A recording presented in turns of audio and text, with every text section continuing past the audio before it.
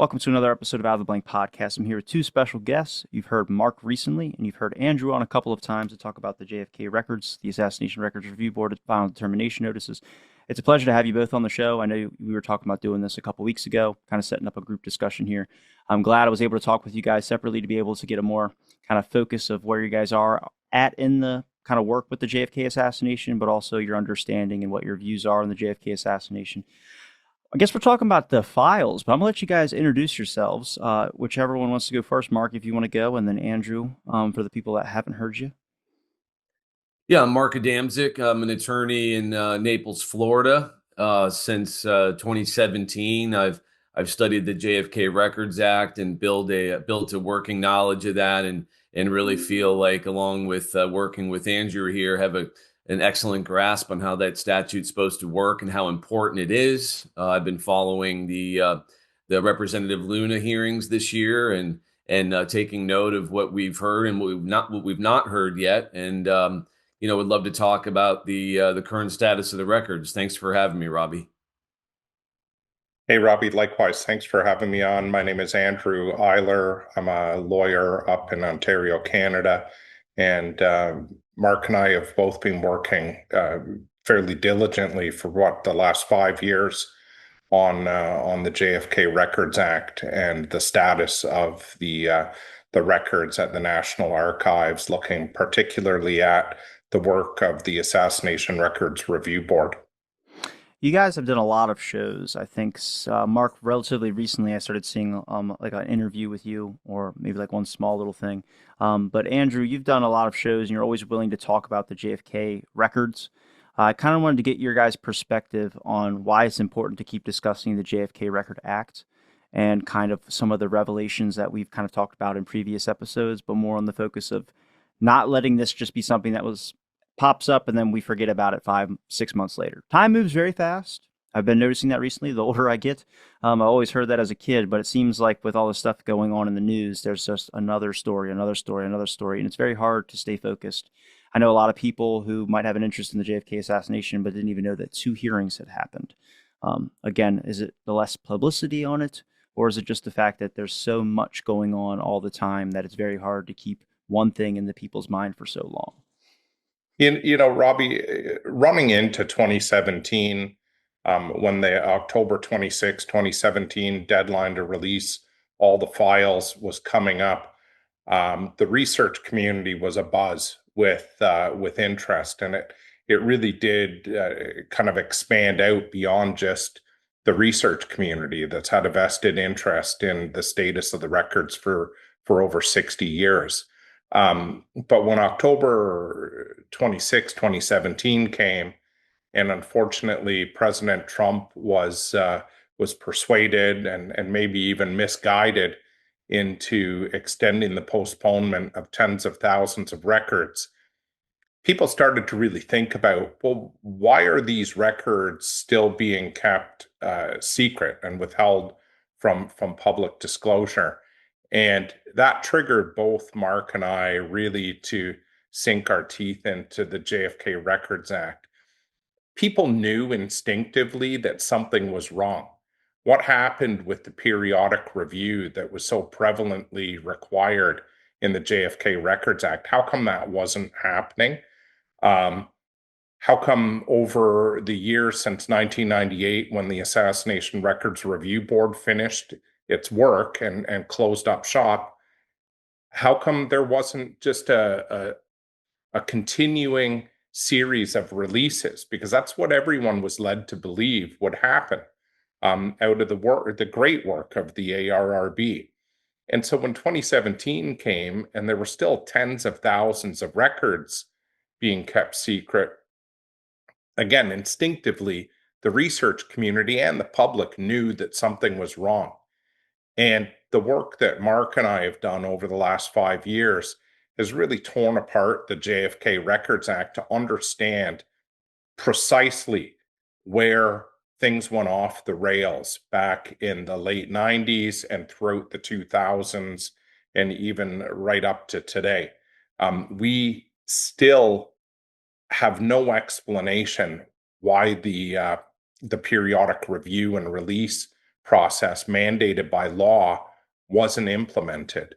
And that led to, particularly in my research on the ARRB final determinations, and Mark and I have looked at some new topics, including efforts to maybe circumvent the JFK Records Act by transmitting records to the National Archives either before the act was passed or after the ARRB went out of operations. And I know that that's something that Mark has been really particularly drilling down over the last couple of months.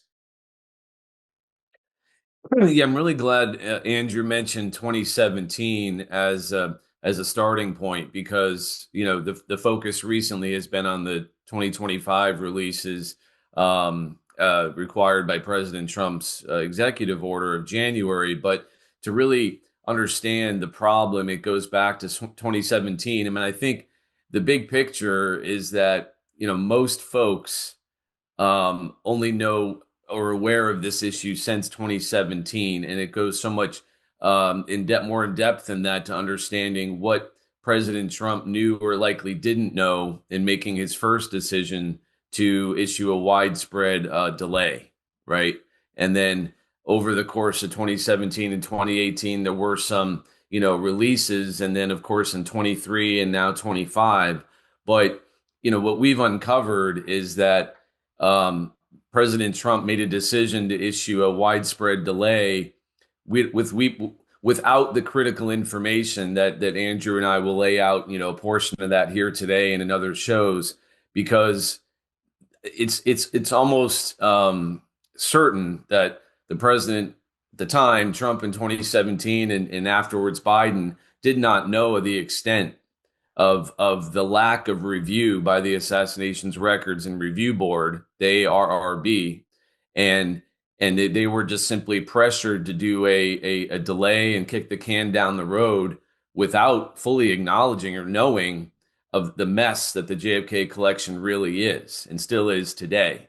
So when folks see 80,000 some odd pages released this year, there's no way for them to go into the National Archives website, look at a full index and catalog of what has been received by the archivist since 1992 when this act was created, what was reviewed by the board, and how can I go in and look at these new releases and say, is this new?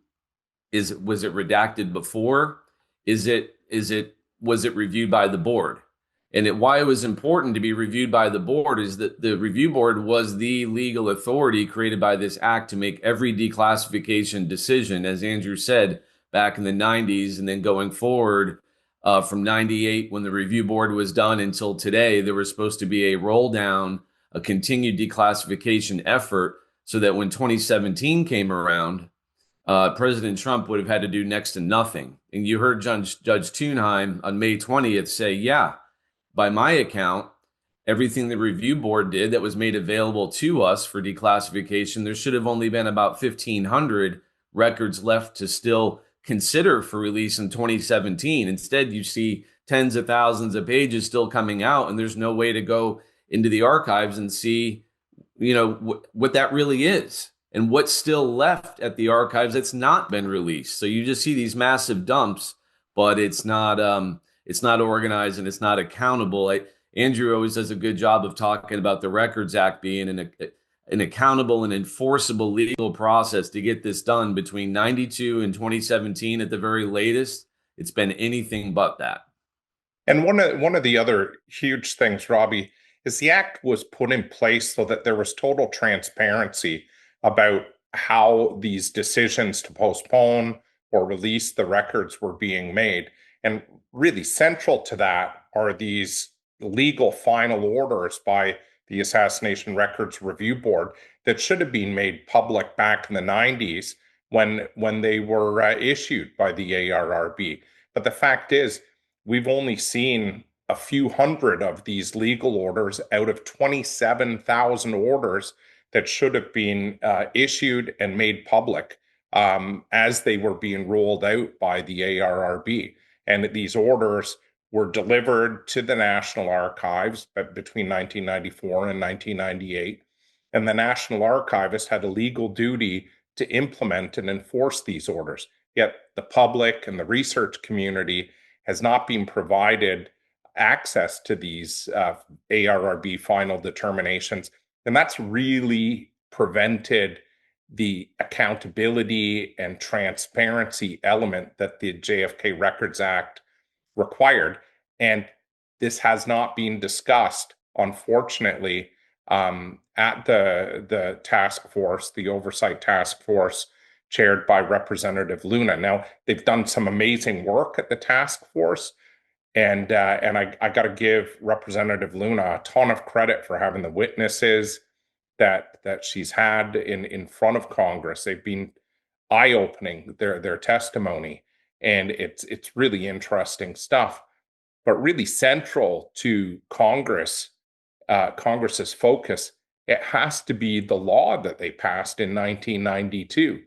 And for them not to call the archivist in and not to call other agency heads in to determine whether or not there was full compliance, what happened to these 27,000 legal orders that were issued, and how were they either followed or ignored? Because based on just a small sample that I was able to get back in November of last year, it strongly appears that hundreds of these orders were not complied with. Records that were ordered, released in January of 2006, remained withheld until some of them up to 2025. And that's just from a small sample. So who knows what the status is of all 27,000 of those legal orders, because they've essentially been buried and ignored since 1994 to 1998. Now, that number that the ARRB kind of came up with or put final determinations on, compared to everyone always mentions that there's not that many documents left sealed. I think Posner brings out a talking point all the time. There's only like 3,000. That was before all this stuff with we saw FBI was missing 1,500 or however many documents. I'm curious, how many do you think there are when it comes to the documents? Could there be more than what the ARRB put final determination notices on? I'm sure a lot got destroyed, and I'm not looking for a smoking gun document, but I think people don't put enough credit into the importance of the documents.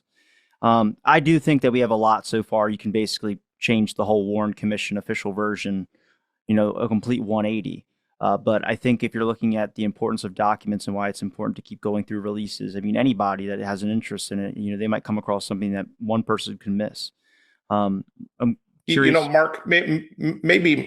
Mark, maybe you want to touch on what Judge Tunheim testified to on May 20th, and then talk about like the February 10 memo, which is really the focus of Mark's letter to Representative Luna. Yeah. And I think I can also answer Robbie's question as well. So that's a good starting point, Andrew. So, Judge Tunheim made a lot of strong statements on May 20th. I don't think any of us were expecting that, but he was called to testify to share his experience and his struggles as chair of the review board in declassifying documents and the resistance of the agencies that he encountered. And he also thankfully mentioned the lack of cooperation and contact from the archives after the review board was done in 98. So he was very complimentary of the archives while the review board was in session. But his words were, I've been disappointed by the lack of follow-up, and they've not contacted him since the end of his tenure in 98. So that was, but the one thing that jumped off the page that he said, other than recognizing that President Trump should have only had to maybe make decisions on about 1,500 records that the review board deferred until 2017, he also said that the review board never saw many of the new releases and that records were transferred to NARA at a later time, meaning after 1998 when the review board was done. So if records were transferred to the archives at a later date and coupled with the fact that we know essentially no periodic review was done between 98 and 2017, that creates a massive black hole of unknown activity at the archives. And so that's the first problem. But to get to possibly the number, Robbie, it starts, the foundational piece is the review board's determinations that Andrew mentioned. Judge Thunheim's on record. Andrew's verified this by looking at review board communications and files and emails that over 27,000 decisions were made by the review board on postponement requests from agencies. That was their chief and sole function, really, under the JFK Act, was to deal with postponement requests. Otherwise, they would just declassify it right there in 1992 or 94 or whatever. So for any record to be postponed past 1998, when the review board was done, the agency had to meet the evidentiary standard that the review board required. And if they didn't give a very strong reason under the act for postponement, the review board would say, we're declassifying this. And oh, by the way, President Clinton didn't override any one of those 27,000 some odd decisions, right? So that's your basis. And then the next question would be, okay, archives, how many records were received by you that are assassination records, either before the review board came into office, when they started their work late in 94, approximately, before then, and how many records did you receive after the review board was done in 1998 and going forward? And where is the catalog and index of those records? Okay. So if you come up with that massive number, which heavily outweighs 27,000 by like 1,000-fold, and then the 27,000 are really a very small sample of what the review board actually saw. They should have saw a lot more than that. There's your number. And then you got to leave it up to little old Joe Smith researcher to go on the National Archives website and look at the document dumps from 2008, but really the vast majority in 2017 to today, and try to make sense of the number. And there's no index and catalog that's maintained accurately by the National Archives to go back and cross-reference and see what is new and what is still withheld. Because if they had an accurate index of what was received as an assassination record, then you would know what is still withheld. And the final determinations of the board really create the foundation of that, because it'll show the massive problem. And it shows, my best educated guess, it shows the reason why NARA is struggling so hard to release those and publish those final determinations and create an accurate catalog, because there truly is a black hole and an unknown number. And if I can add in that, again, this should be the central issue that's being looked at, because without an accounting of the records transmitted both before and after, there's no way of knowing what standards were applied to withholding these records, who applied the standards, and what the basis was for keeping these records secret for another 25 years. And Mark is correct. The final determinations are kind of the starting point of that exploration. And what we're finding in a lot of the 2025 records that we've been going through backs up what Judge Thunheim said on May 20th. We're seeing a lot of metadata in these records that suggests that they were transferred to the National Archives after September 1998. I'm seeing a lot of November 1998 transfer metadata and a lot of 2000, year 2000 transfer metadata, which suggests, again, that the ARRB was never provided thousands of these records to review and issue determinations on. And so is Judge Thunheim correct in his under oath statements that the agencies waited out the term of the ARRB and then dumped a bunch of documents so that they wouldn't be declassified under the standards of the Act? Because that's certainly what his testimony sounded like to me on May the 20th. Well, what would you say when it comes to, I don't know, records or the kind of the whole sealing away? Like, do you think that's nefarious? Like, obviously, there's something that they're trying to hide. I think we've got a better picture now. I don't want to mention George Joni's right up here and go right into that. I kind of want to talk about this a little bit still, but like that's a big thing. You find out his alias, you find out some things going on. I mean, I know Morley's been attacking that subject for a while, and it seems like largely where the focus with Luna has been, at least from what I've seen. She talked on Joe Rogan about it for like a good like I don't know, like 25 minutes of the whole 30 minutes they talked about JFK. But that's a big thing for a lot of people. You know, you find out some dude had connections with the CIA or was working with the CIA, and not only that, a lot of people suspected him being like a type of handler situation. So that's a big thing with connection to Oswald. So I'm curious, like, I mean, do you think it's something like that that could just be like an agency would call it secretive? Because obviously the record, or what is it, the classifications for standards of keeping things classified was like certain people's names that were alive. Tonheim went over this a couple of times on my show. But like if you had a memo that was telling the government, telling NBC or CBS or whoever that there's this special coming out about like Mark Lane and you need to AKA shoot it down, which we do have that memo. I mean, that's Mockingbird, but that's like something that I would think would remain classified, or they would consider that private or something that wouldn't fall under the JFK Act, even though might be a JFK related record. I mean, Robbie, your first question is, you know, did I ask three? I did that again. Sorry. Nefarious that went on. And, you know, a couple of months ago, I found this February 10, 1992 memo. And really, I'll let Mark talk to that memo because it really he highlighted the kind of mentality that was going on immediately after Oliver Stone's JFK was released in December of 1991, and you can kind of see there was a ramping up of concern about all of these records before the JFK Records Act was even passed. And this February 10, 1992 memo, it provides a window into what was happening at particularly the CIA, because it's a CIA memo. And Mark, maybe you want to explain how you raised that memo in your letter to Representative Luna.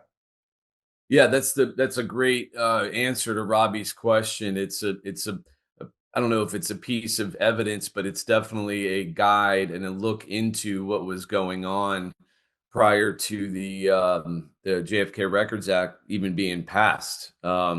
So when Andrew made me aware of this memo, I looked it over and over again, and I realized the importance of it. In February of 1992, 8 months after the actual passage of the Records Act, and literally a month after the JFK movie came out, the CIA went into scrambling mode to decide what they were going to do with their sensitive assassination records. And they specifically in this memo talked about the HSCA Sequestered collection. So when the House Select Committee investigated the case in the late 70s, they collected, all the CIA's records and information, depositions were taken, etc. That all went into a protected collection. And it was held at the CIA up until, the beginning of 1992. And Andrew can talk about this further, but it certainly looks like they needed to find a way on the heels of this movie, with all the fingers pointing at the agency, to maintain the maximum amount of security on these records as long as they could, right? So the suggested plan was to transfer all of their CIA, HSCA sequestered records, protected records, to the National Archives before as soon as possible, to maintain their existing CIA classification, to continue to review under CIA guidelines. And it even talked about funding review positions at NARA to accomplish that. So if you digest that, and knowing that 8 months later, a groundbreaking historical statute was going to be passed that took all of those protections away, all of the agency's discretion under FOIA and other standards of their own standards to maintain classification were rewritten and overridden by the powers of the review board, right? So the status of that collection is still largely unknown. I wrote I mentioned this in my letter to Representative Luna on August 4th as a prime example for an investigation of the National Archives as to what they receive before the review board can even start and what the status of those records is today, how many the review board actually saw, and what's still in a protected, segregated, or sequestered collection at the National Archives. That's a critical piece of investigation that needs to be done to make sure that there still isn't, as you say, Robbie, documents under seal somewhere at the archives that have not been released in the 2017 to 2025 document releases. Okay. The other thing that I thought was notable on May 20th that hasn't been followed up on by the task force, to my knowledge, was Dan Hardway's statements. Dan Hardway was an attorney investigator along with Ed Lopez on the HSCA staff investigating Oswald's activities or alleged presence in Mexico City. When he started to really get into that investigation, especially towards the end of the HSCA, they introduced George Joannides into the picture, right? And Mr. Hardway talked about the massive problems they encountered when Joannides came in to be their liaison. But at the end of his presentation, or somewhere in there, he said, look, we know for sure, we concluded that the CIA was using Oswald operationally in Mexico City. And from what I experienced, my feeling is that the CIA still feels that there's something incredibly important to continue to withhold. That's, I think, the best summary of his words. So that combined with the what we know likely happened with the sequestered collection raises specific examples in possible areas of investigation on sealed or protected records, Robbie. I think that's the best way I can put it. Just if I could really quickly follow up on what Mark said, what we're talking about is kind of the nexus. It's big picture about the status of the records, but it's also connected to the law. And this is where a lot of researchers kind of fall down in. They'll look at small groups of files and like the Joannides files. But what that does is it prevents us from actually looking at the big picture, which is what's the status of the records collection itself? Has the law being complied with?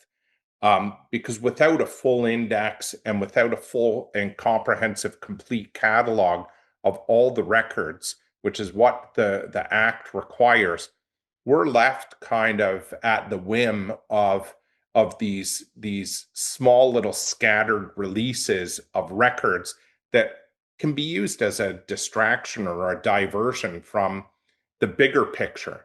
And Mark and I both think the big picture about the handling of the records under the law is really the primary concern that will impact all these different areas that researchers are interested in, whether it's Mexico City, whether it's information about Jack Ruby. All of those are fascinating, but they're all kind of captured by this big picture. What's the status of the records? Has the law being complied with? How many records were actually not reviewed by the review board? And without a full comprehensive index and catalog, we'll never know that. Do you think that a lot of people aren't focused so much on the files because they feel kind of powerless to getting anything done when it comes to releasing them? I mean, I can just read you the document that you were just mentioning, the one that was February 10th, I think it was. It says right here, it's on like the fourth page, options. CIA's three principal options are to keep the agency HSCA records closed and in our hands, to open them entirely, or to transfer them to the National Archives. Before making my case for the third option, I should note that the following considerations with respect to the first two. And it says closed to maintain the status quo would keep the collection classified, closed in the CIA's hands, sequestered by Congress until 2029. CIA would, however, remain subject to the 1988 court order to review portions of it in response to FOIA litigation, while putting the collection into the historical review program. Processing would speed and broaden its declassification review, which would nevertheless take several years. Such an internal shift would probably not change the public perception of our closed position, although keeping these records closed remains a viable option. It tends to both encourage suspicion that the CIA... It tends to both encourage suspicion that the CIA is part of a cover-up and to undermine the credibility of the CIA's openness policy. If Congress should decide to open all the HSCA records, however, CIA would be hard put to keep its HSCA collection closed. I think we all kind of understand that they're not willing to release certain things, documents that are either destroyed from what you look at through the JFK assassination. But I think a lot of people don't tend to focus a lot on these documents that are still being sealed because we don't really have a whole lot of power to do anything.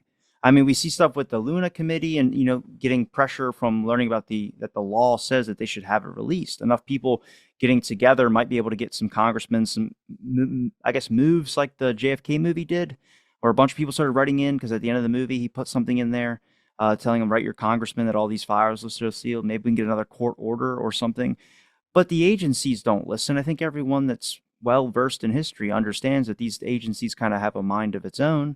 And they're very, very secretive. The Secret Services, the FBI, and the CIA. If anything, what these documents reveal is the fact that these are not institutions that work for the people.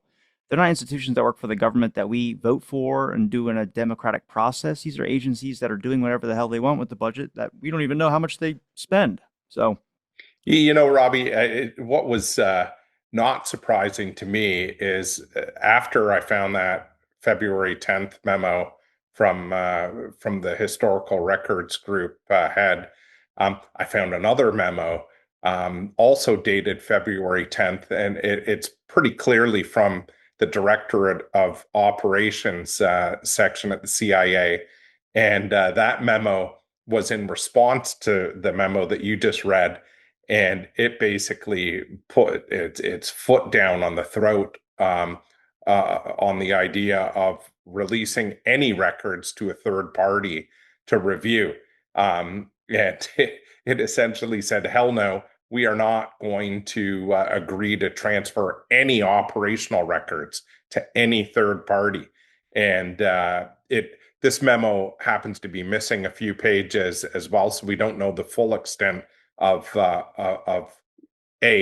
the author was specifically, and the rest of their objections to the earlier February 10th memo. Well, the whole blocking of documents would be a smoking gun. This would be the whole ARRB final determination notices and these agencies just keeping things sealed for so long is the whole, that's the big mystery. Why are they doing it? It could be something small, like a certain person. They said social security numbers. I don't believe that.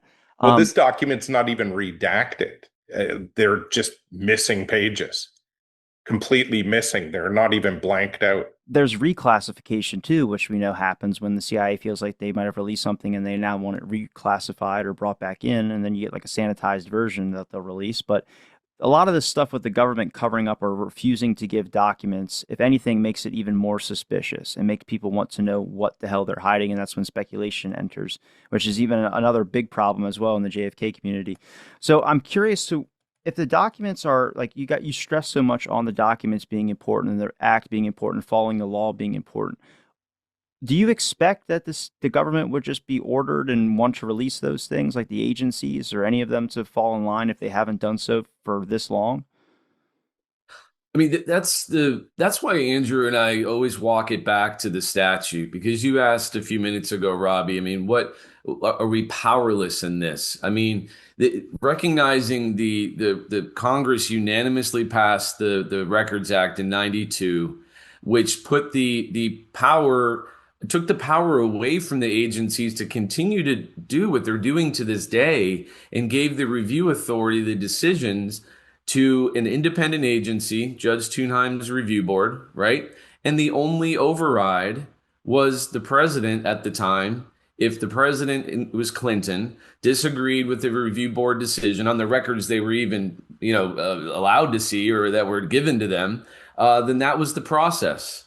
That was it, and it was due process, and everyone had their chance to appeal, including the agencies. There's no way the president at the time would have allowed the review board to review something, release something recklessly if it endangered a living agent or a source or method. And the review board, if you look at, I know Andrew would corroborate this, looking at all the internal community, records show they were very concerned and willing to play ball with the agencies if there was a legit security risk posed by a release of the record. That's why they issued a decision saying 10 years from now, 15 years from now. And then the archivists have the duty to go in and say, okay, that the review board said this, no longer a reason to classify. I'm going to publish this. None of that happened.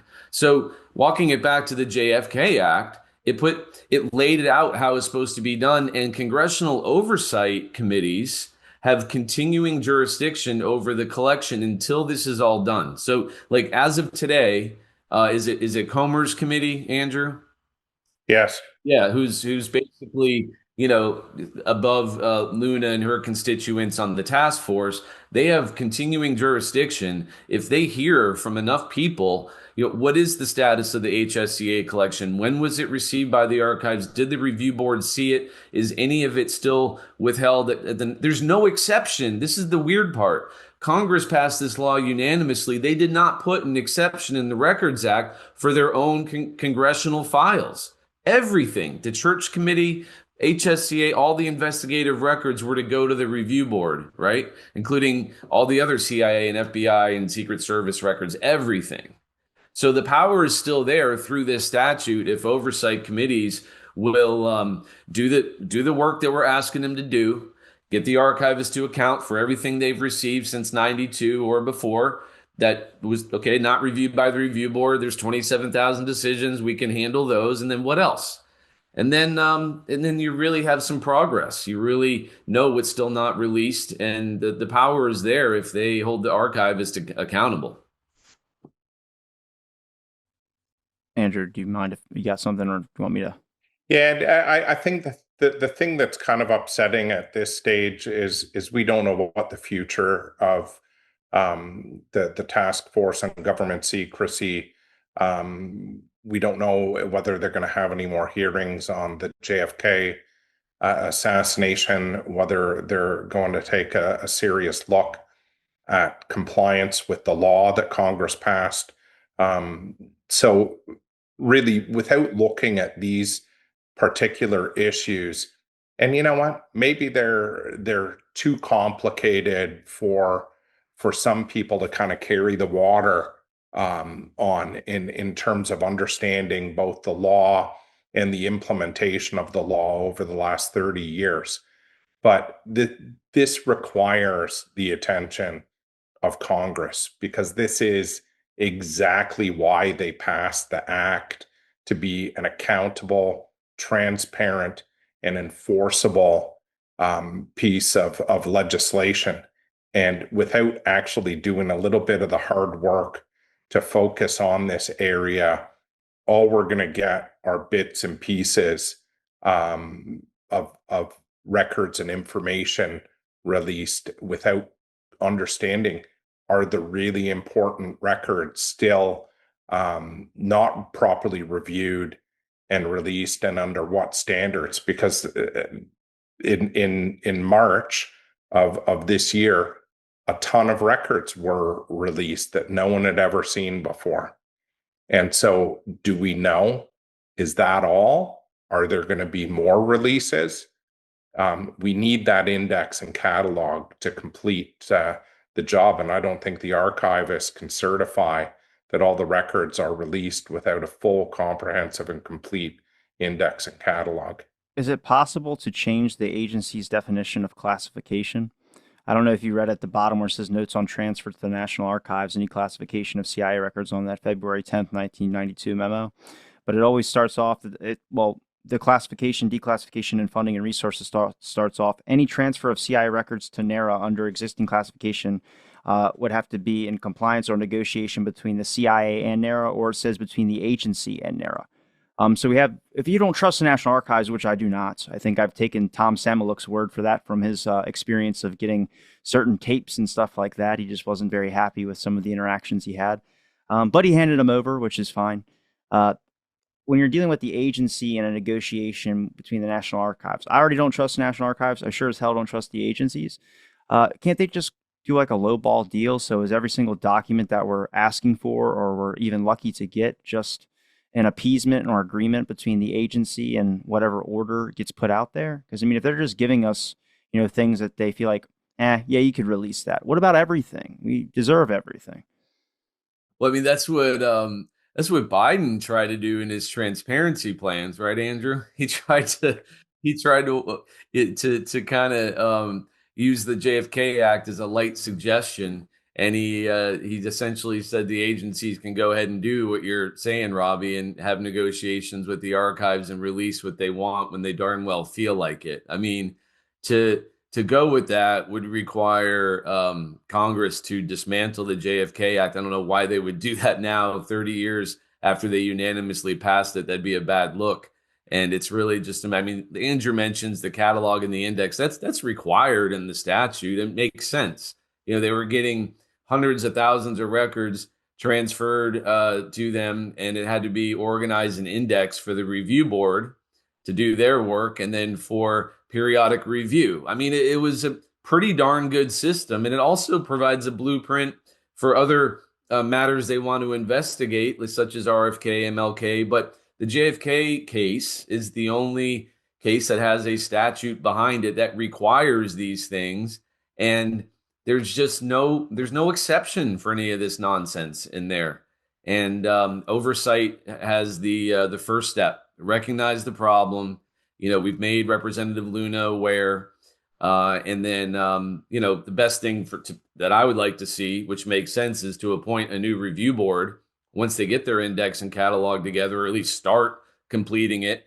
Have a review board come in and finish the job. Then they could go to Trump, as the act contemplates, like they did with Clinton, and say, Mr. President, any issues with this? It doesn't pose any, identifiable harm. No issue. Release it. I mean, it wouldn't be that hard if they got their act together. Why, Andrew, you mentioned this actually earlier, but why do you think that just going to be the two hearings and it's kind of over with? You kind of seemed a little bit pessimistic about, the another hearing happening, or just kind of anything that would be more moving forward with like Luna's kind of focus onto the JFK assassination. You think it's just that it was just those two hearings, they got what they thought they could get and they moved on?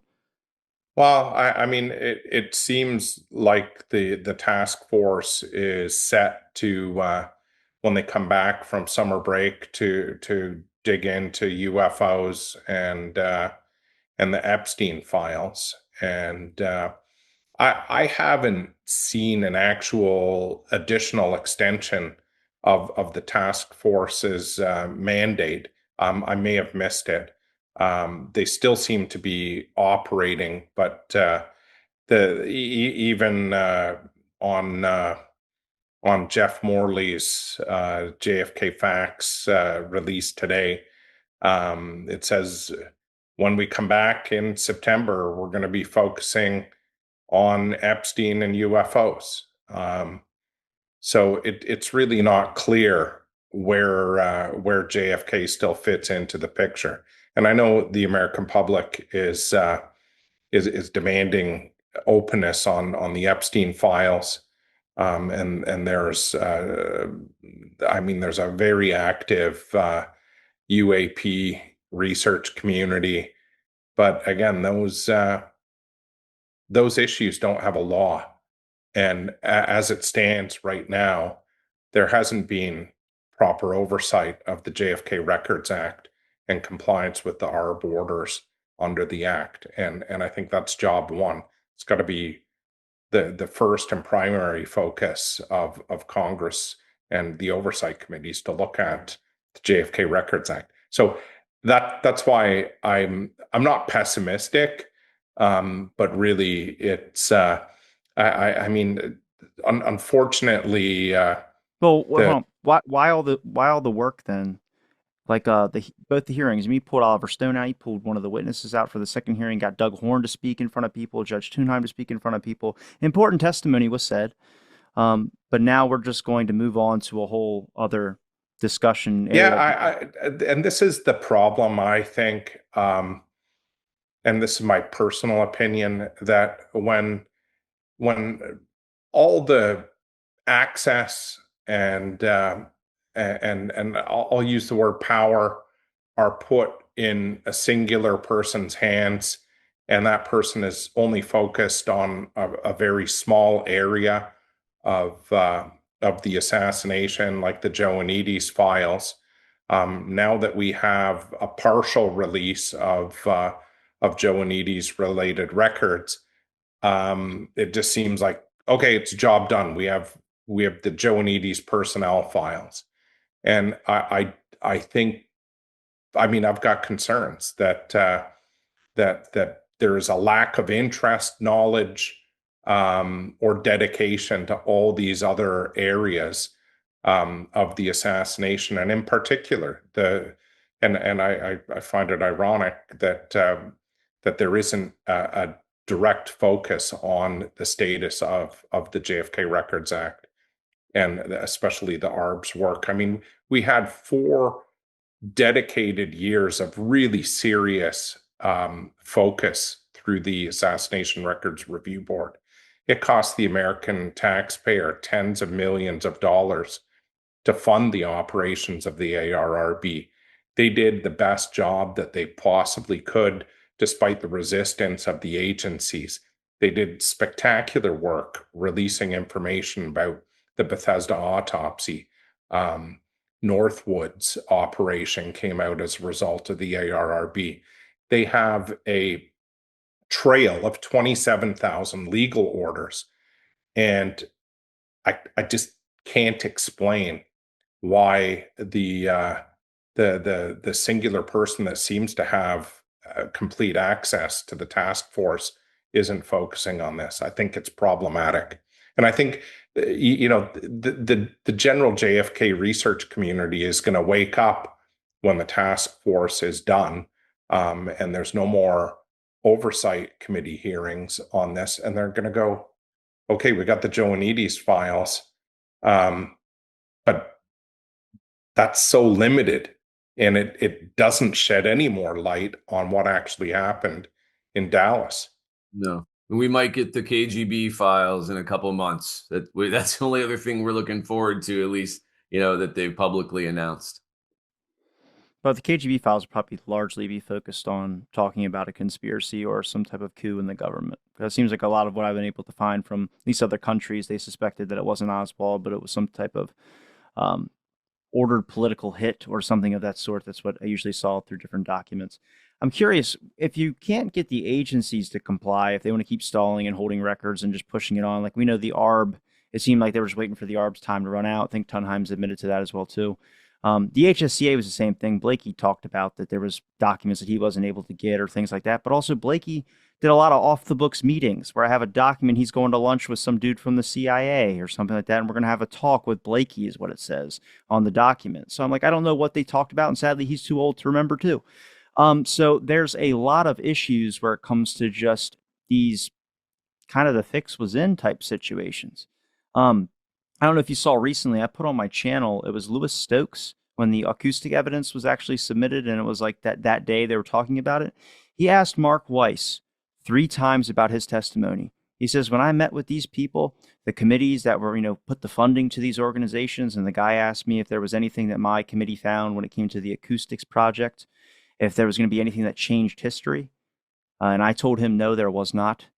And then he's talking to Mark Weiss, and he goes, do you understand the impact of your testimony by saying that there's a 95% probability that a shot came from the grassy knoll? And it was just like one of those things where I was like, hold on a second. Like, are you trying to get him to change his testimony? And Mark Weiss said, yes, I'm 100% positive, or I'm positive that this is my testimony. It came out so similar to James Barger's testimony that it has to be accurate. And he goes, if anything, there's a possibility of, 4 bullets. And that's this whole thing. He asked him again. Stokes asked him and says, so when I go to them and tell them that it's like, why are you so, you're part of a nonpartisan committee. You're supposed to not care. Like, you're supposed to just kind of look at the evidence and then say your answers. But this felt like the fix was in. So I'm just curious when it comes to just getting not documents from the agencies, but when we're talking about NARA, doesn't NARA have a responsibility to easily make this accessible to other researchers who will put in the work and effort to be able to do so? That's something that could get passed. I mean, restricting the access to get, like, you have to, how long did it take for you to get into the archives to be able to view some of those documents? It has to be a hell of a lot easier. Well, there's definitely a process to setting up a visit to the National Archives, and I respect that process because you want to make sure that people understand how to properly handle these historic documents. You don't want people doing intentional or unintentional damage to records, because the whole purpose of the archives is to preserve these records. Yeah, I mean, it took weeks to set up a visit. I made advance requests for the ARRB final determinations. I made sure I was very clear exactly what I wanted. I've now done FOIA requests for the whole collection of ARRB final determinations. NARA has acknowledged receipt of my FOIA request. And after that, I don't know how many months it's been, but they've blown past any deadline to properly respond and provide those records or provide a plan to release those records to me. I've had no substantive response to my FOIA request. And I've done a subsequent FOIA request. I think the deadline is on Friday of this week to receive very specific ARRB final determinations for some critical records, just to see whether the ARRB even saw these records. So we'll see what happens. Look, I think the research community and the public in general have to hold Congress's feet to the fire. Congress is supposed to serve the people. And I mean, in 1992, after Oliver Stone's JFK came out, there was a massive public reaction to the fact that these records were being withheld and that the government was keeping, as we've seen over the last 30 years, a lot of critical records have been released. And I think that's a good thing. But every time there's a release, we learn more and more that doesn't reduce the number of concerns that the public have about what actually happened in Dallas. They increase the concern and suspicion. And those are the government's own records. So I think at some point there has to be a coming to terms with the fact of what we're looking at, and the inability to provide transparency. And I understand the government has to have some secrets, but and they have to deal carefully with national security issues. No one's arguing that, but this is over 60 years later, and the fact is, a lot of the records that were recently released, they bear no information that was protected under the JFK Records Act. And there's really no explanation why a lot of these records weren't released a hell of a lot earlier. I mean, the one that just strikes me is the records on HT Lingual, the mail intercept program, and the CIA officer Reuben Efron. I mean, that guy died in 1993, and there was no reason why these records should have been withheld until 2023 or 2025. We all knew about HT Lingual decades ago, and for them to protect the identity of someone who passed away in 1993, it's not supported by the law that was passed. And there's got to be thousands of records that no one's actually looking at the reasons why they were withheld. And that's all contained in the ARRB final determinations. It's just so important that we have all of these ARRB legal orders released. It's the starting point, and it will really show how the act was not complied with right from the very beginning. What did you request for the FOIA request for the final determination notices? Which ones did you try to narrow down or get in specific about requesting for? My initial FOIA request was for all of the ARRB final determinations issued from April 94 until September 30, 1998. That's the full term of the ARRB's operations. They were by law required to be publicly disclosed each year in ARRB annual reports. There was supposed to be 5 ARRB annual reports. Only 2 annual reports were actually issued in 94 and 95. I mean, in 95 and 96, those were the only reports that were actually issued. And each annual report was supposed to have a specific appendix that included all full ARRB final determinations. And only the 1995 annual report contained final determinations. The final determinations they were by law supposed to be transferred to NARA, and they were. I have detailed records from the ARRB that show that these records were attached to the front of every single assassination record that corresponded with the final determinations, and they were transmitted over to the ARRB, to the National Archives. And the National Archives wasn't just taking these documents and tossing them onto shelves. They were parsing these documents. They were looking, they were confirming and making sure that each assassination record had the proper ARRB final determination attached to it.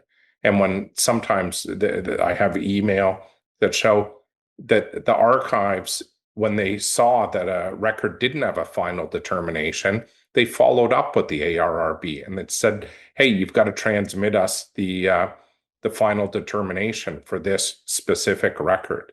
So we know they're there. It's being confirmed by ARRB leadership that they transmitted all of these final determinations. And the fact that National Archives is in writing denying that they have a digital collection of this, that's not backed up by anything. I mean, the fact is that the IT employee at the ARRB has confirmed that he shipped over all of the digital records, the whole computer system, servers, backup disks of all of the ARRB's work and decisions to the National Archives when the ARRB wound up its operations. They have this stuff. They have it in digital format, and they have it in hard paper copy as well. I requested for the Nixon tapes, and those tapes are available. You can find them online, but when you click on it, it says email this certain archivist, and then you have to go through a whole email process, and hopefully they respond. It took me 3 months to get a response back, and I got 3 different Nixon tapes. Oh, did you? So I would only think that, yeah, they would have to have an online version of it, so why don't they just link it in so that public can look at it themselves? They have to have a fear of, I guess, people misinterpreting what they're going to hear or what they're going to see when it comes to a document, which obviously they have like an over-exaggerated fear in that aspect of things. Well, Robbie, maybe Mark should explain what some of his requests are in his letter to Representative Luna, because he's very specifically asked for the task force to take certain steps in the immediate future. Yeah. Well, yeah, I put in 5 specific requests, which all circle around accountability with the archivists. And the more I've thought about this since I sent the letter to Representative Luna, a lot of those questions or recommendations can be boiled down into asking the archivists, why and on what basis do you not have a complete catalog and index of everything that you've received as an assassination record from agencies and offices since, I don't know, January 1st, 1992, or the date of the act in October? And then why do you not have a access? Why are you not allowing access? And why haven't you published the review board's final determinations, over 27,000 of them, so researchers can see what the review board decided on those, and then they can see what is still either withheld in part or fully at the archives, and what's going to be done with that, and mainly, and that's not really a question for the archivists, it's for oversight, is who is going to finish the work on the records that the review board did not make a decision on. I mean, that would line up with the law. They could come up with a practical way to do it, whether it's a new review board or oversight committees doing it themselves. They shouldn't have to hear new appeals, though, from agencies. The agencies got to make exhaustive appeals to the review board in the early 90s. Problem is that was only in 27,000 cases. So for all the other records, which far outnumber that, what's the process going to be for that? The JFK Act lays it out, and it's a matter of getting an accounting of everything they have. So the one thing I'll add to what Andrew mentioned, which is the most disappointing to me, though, getting back to the archive's official position as of June, when they emailed Andrew back saying they could not locate the final determinations. And even though we know they exist, Andrew found and his colleagues found 450 of them by accident, the physical determination forms at the archives back last November. So we know they're there. Why did I not get a response to my letter saying that's a concern, we're going to look into it? Why can't they have a staffer, Representative Luna's office or the task force, have a staffer contact Andrew or myself and say, well, tell us more about this. How do you know they exist? And I'm going to look into why they're being buried. I mean, it's disappointing they're not doing that. They're basically saying with inaction or no response that the most important work of the review board doesn't matter. It's buried and ignored.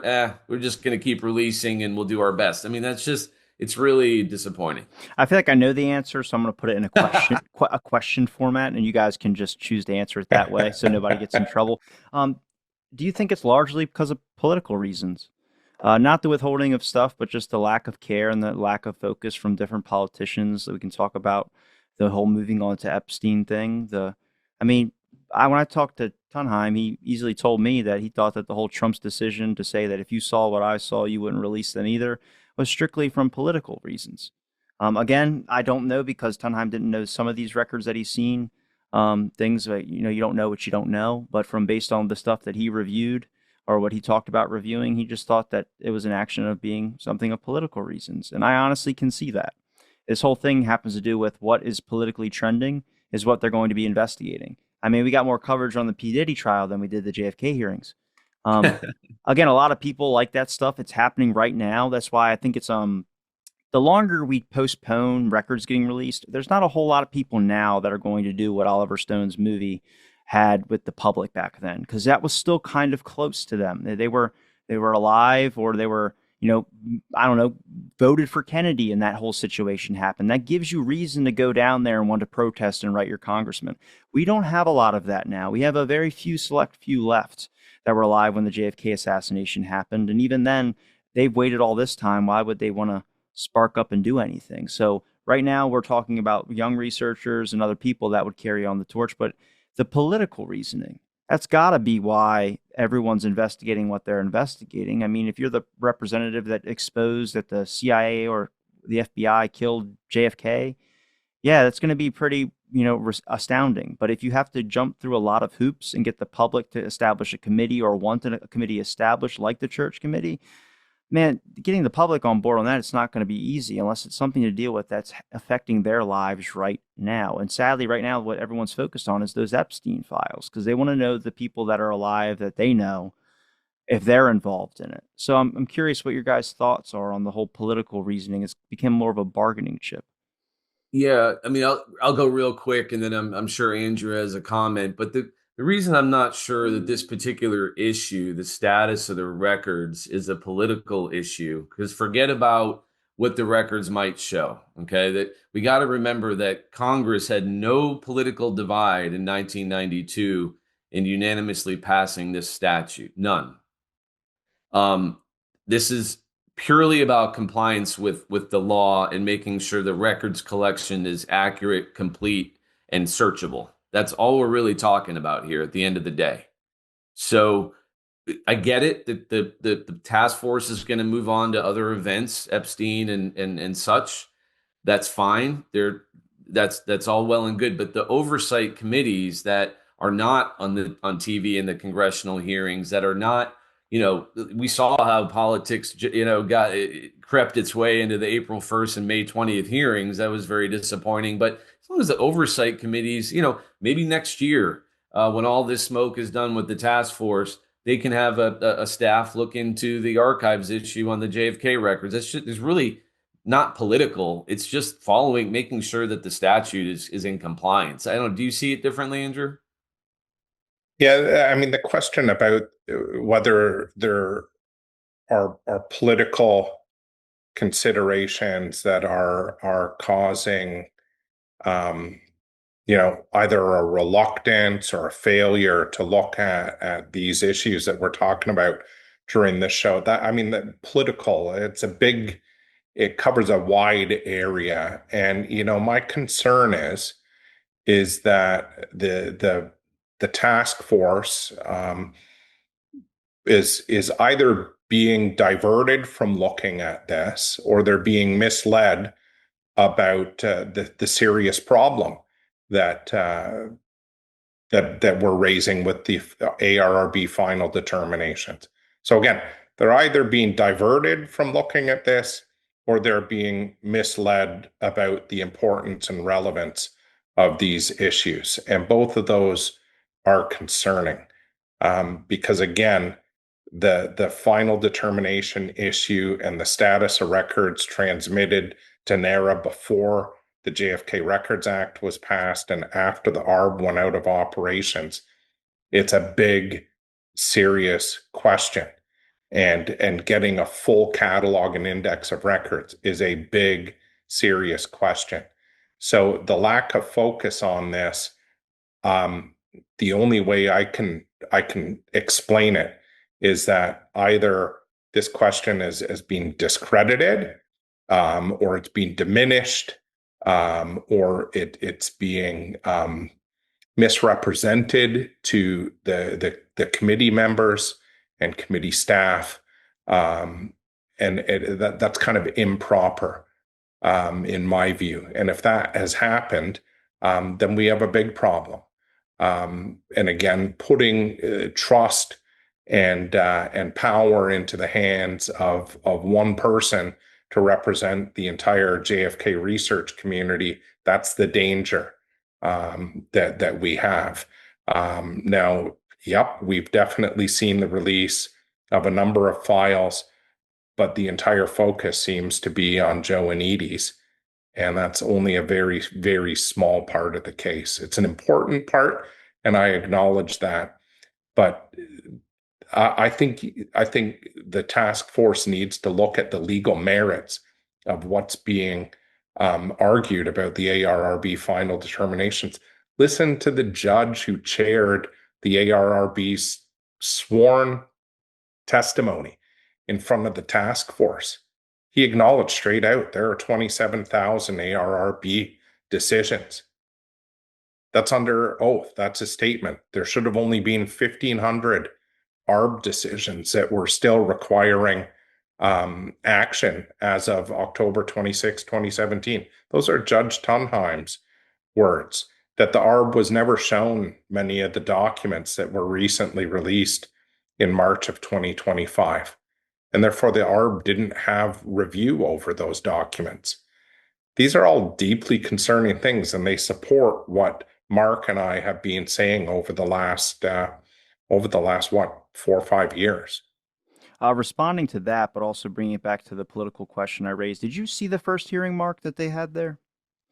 Oh, April 1st? Yeah. Yeah. Do you know when that lady started talking about the FBI and then she immediately started cutting into Epstein stuff, and that's where we get the awkward thing with Morley kind of putting out his political party, saying he's a Democrat liberal. And then did you hear the person before that talked about that largely wanted to focus into the wrong acts of the FBI and how that continuation might still be going on today? That's what I meant by the whole political thing. They're trying to get their own piece for themselves of what they want to investigate, whether it's a Republican or a Democrat wanting to investigate FBI a little bit more by using past events to give reasons to investigate them now for current events. That's what. And then in the second hearing, there was barely anybody there. There was a few people sitting in on the board, but there's a lot less than that was originally in the first one. If now Judge Thunheim was in the first one, I feel like we would have had a way stronger reaction on the second hearing, because he was a federal judge, which a lot of credit to that, chaired the ARRB, and gave a good explanation of, I didn't know this was there, didn't know this was there. These were files that were being hidden. But again, it seems like that anyone that would be a congressman or someone getting behind it would largely be using it for their own political purpose, as in a sense of, It could be for votes. I mean, JFK didn't want to talk about making the whole peace thing with Vietnam. Nixon didn't. And then Johnson didn't because of re-election. That's in like various historical records. So again, that's a big issue. Again, wait till you're reelected and then you can focus on the problem at hand. That's always been throughout history, though. So that's what I kind of meant by the whole Yeah. political thing. And I mean, people's own selfish intents of wanting to get like, hey, well, I want to know more about Epstein. If the FBI has stuff on Epstein, I can get this to, examine the FBI a little bit more. That's the only way I can see people getting on board. And sadly, right now, I hope there's another hearing, but I think it largely has to be communicated to the public that, yeah, there was a lot of evidence. I see once I start showing people articles and more things being reported that aren't getting mainstream, but they're done by certain independent newspapers and stuff like that, talking about, hey, we have more. Apparently, they were monitoring Oswald longer than we thought, or they had a lot of records on Oswald. And then I showed people the lies that they put out earlier, that they had no attachment to Oswald. People get interested. There's that interest is still there. But sadly, I feel like it's just landed in this territory where somehow you're a Republican if you're a conspiracy theorist and like all this weird crap where I'm like, this has nothing to do with any of political parties or any of that. It happens to do with that there was something in the historical record that is completely different over the past 60-something years. And it has taken years for all this information to be compiled and put into different various forms to get us a better picture. All we're asking for is the historical record be something. I guess the bigger political meaning would be, what does that do to the American people's faith in the government when they learn that the CIA or some type of organization might have had a hand in the assassination? I'm not saying it did. I'm just saying it definitely had a hand in the cover-up if you're talking about missing autopsy evidence and other things that start going on. But I think that's the main fear for a lot of these agencies, the Secret Service not doing their job properly. And I can tell you from various interviews, Malcolm Kilduff, others that were involved in the administration of JFK and Johnson, George Reed is a good example. They illuminate you to a different side of what you think about the Secret Service and what you think about these other kind of things that we've kind of held at high regard, the FBI. They just talk about the Secret Service being full of drunks. We know that from the Kennedy situation where a lot of them were drinking the night really till like wee hours of the morning or something like that. But if you're finding out that they're doing that all the time, 24/7, I mean, that erodes the public's faith in the Secret Service. And that's kind of what, like, that's a big security thing for a lot of people. Like you said, when I was a kid, I was kind of thought the Secret Service could like stop a fly from going to the president. George Bush stopped a shoe for himself. But if you really examine like kind of how we view things based on movies or just kind of propaganda, like propaganda, just making the military seem really big and badass. I mean, if you find out this, you're going to want to start tearing down some walls. And I think a lot of people would want to avoid, politicians would want to avoid certain things being, investigated and other things where they have a good stake on what they're doing at now. So that's what I kind of meant by the political thing. Like I said, you can disagree. That's fine. I'm kind of looking at it from this angle because I haven't seen anybody besides like Tim Burchett that was up there that like, he was like, my dad loved this stuff. And he like, that's why he's invested, because he was probably heard stories when he was a kid. And that's why he wants to sit there and give the floor to Oliver Stone and everybody to say what they wanted to say. That was important, but we need something that's like, I don't know, somehow this has gotten into the political thing and I don't see it really, picking up a lot of weight besides people with the JFK community. I'm not trying to be pessimistic either because I want to see records get released and things like that. But everyone we needed to have this moment is kind of not with us, if that makes sense. Wecht would have been a good person. Jeremy Gunn, if he steps out of the shadows, would be great to have on the hearing just to be able to explain some things. But unless we get like, a really huge vision or just view by a network or something that really tries to give us the CIA killed JFK and it's widely admitted on television, like the Tucker Carlson thing. A lot of people didn't like it because it was Fox. But again, it was that whole point of him talking about the Jolly West stuff, that type. That was a big thing for a lot of people. And for a couple months afterwards, there were still talking going on. So we need something like that to happen again and show people that, there was something that happened with Oswald. I think a lot more people can look it up now, but I've noticed Chat GPT has changed some things, and sorry for ranting on this, but that's what I was just wanted to display by the political thing. I'm apolitical, just want to put that out there too. So I just didn't want people assuming, Biden, Trump, that whole animosity that goes on. I'm just kind of examining this from a historical record standpoint. I'm not trying to insert any bias of this is what I want to believe and this is what I want to believe. I'm just saying there are still people out there that are getting confused that LBJ is a Republican. He's a Democrat. He ran on a Democrat, but everyone goes, "Oh, it's conspiracy talk." He's just dumb Republicans. You don't need to see a comment like that. I don't need to see anything. That's not what this is about. This is historical record. This is historical importance and significance. And sadly, we have an incomplete record. So I would like to get that because, damn it, if it ain't fun looking through documents, man, or just listening to phone calls. And Robbie, the fact that you've had, and I said this the last time I was on, your interviews with all the ARRB leaders that you've had on, it really has contributed to the understanding of the job that they did. I think they're all quite proud of the work that they did, and your show really has allowed both those ARRB people and the research community to really discuss things on a higher level. So, for myself at least, and I know Mark has watched your show for a long time. You know what? Thank you. I can't say thank you enough. Well, I appreciate the work you guys do, especially with the whole committee and everything like that. But I mean, do you guys, like, just talking about a future thought here, but do you guys think in like the next couple of years, or what do you guys expect a big hearing to happen again? If we talk about like maybe it drifting away from the Epstein stuff and coming back to the large focus of the JFK assassination. I mean, this is a big mystery. It's not something that a lot of people just want to gloss over. Whether you're new to it, whether you're a young kid watching the internet for the first time and you came across your first JFK clip or something, there's a lot of attention in the JFK community, a lot of people that are still interested in wanting answers of things. So, I mean, are you guys hopeful for something to happen? I know you guys have recommendations listed on a few different links you've sent to what could be the next step forward. I know, Mark, you put some in your letter as well, too. Yeah. Or at least for the Kennedy and King site. But I'm just curious if you guys have any type of like maybe next step forward when it came to like, I think this committee will happen and I think we can get this done, at least enact CIA or the agencies to classify what the hell they mean by national security would be great, because I'm seeing that card get pulled out more than like a soccer game and the yellow card gets pulled out. So maybe you guys can give a little breakdown of your opinions on that. Well, I think it's certainly possible that we'll see. Listen, what they did on April 1st and May 20th was groundbreaking. It was limited to certain issues, but you also had big picture witnesses like Oliver Stone and Jim DiEugenio. And Jim, laid the foundation for Thunheim in a way by talking about the review board and the tremendous difficulties that it had. And thankfully, Judge Thunheim came on and really told the full story. So that was great. So really, once the Joanides files are out, or portions of them, maybe the KGB files come out, they're going to move on to Epstein and other things.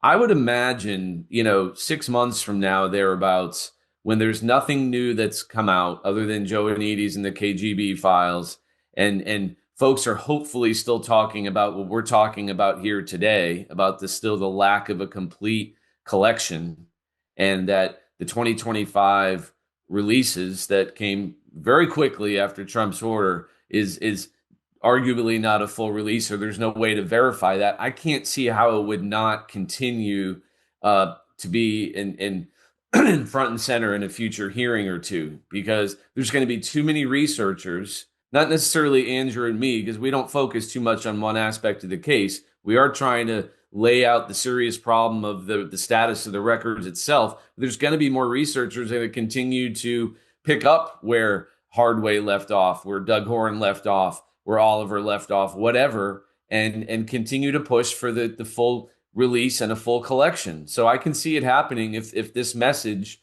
continues strong. Andrew? Yeah, I mean, I can't say it any better than that. I do think that there's a growing concern that what we have and the focus that we've had is a little bit limited, and the big question, it's like the what do you call it, the 800-pound gorilla in the room is still compliance with the law. Has the law being complied with? And I Section 12B of the Act requires the archivist, as Mark mentioned earlier, at the end, the archivist has to certify that every single record is being released to the public. Without understanding and providing transparency to what's actually in the collection. I don't know how the archivist can certify that all the records are being released. Well, do you guys want to take a second to promote your links? Anything, if you guys have any separate ones, or do you just want me to put the last ones I used for your episodes in the description below? I will do that also. But if you feel like shouting out the old Twitter and you feel like shouting out anything else that you want to promote, please, now is the time. No, for sure. We have a webpage, jfkchokeholds.com. We update that regularly with documents and information, surveys, and with our media links, including your show, Robbie. So thank you. We also are very active on X at JFK Chokeholds, and there's almost daily updates on that feed. And I subscribe to that feed because, especially with regard to the book and information from the book, but also as well with the records, which was a good portion of the book. There are almost daily updates on that at JFK Chokeholds. And if there's any narrow people out there listening to this episode and giving me the bird through the screen, I just want to say we appreciate you somewhat for what you do, but could you send me the possible FBI J. Edgar Hoover phone calls? Just his whole phone logs for like the whole 60s to the 70s. I want to know how many times he called Clyde Tolson. That's it. That's all I'm asking for. But I appreciate our next FOIA request, Andrew. We'll do that for Robbie. I don't even need to listen to it. Just let me know how many times. If he's calling at 1 a.m., I'm already jumping the gun on it. Just thank you guys for giving me the time. Seriously, I'm going to make sure I link all your links in the description. I want to say thank you for the talks you have done on my show, Andrew and Mark recently, and also the work you guys have done really when it comes to talking about this and kind of keeping it in the public's mind a little bit on different various platforms, whether it's X or you're writing on the Kennedys and King's site. It does do a lot for the community. It does do a lot when you type in this thing on Google or type in any files, stuff releases, you'll see these things pop up. It's important to at least keep it up in the algorithm just so anybody that can come across the information, it's there and accessible to them. Again, as researchers, we're not only doing stuff like the archive is doing, but we're actually releasing these things or just making certain things available that might be hard to find. Because everyone just types in like 5 words of the main whole sentence they want to find and they expect Google just to figure it out. It does sometimes, not always. But again, thank you guys for the work you've done. And thank you everybody for listening to this episode of Out of the Blank. And stay tuned for our next episode.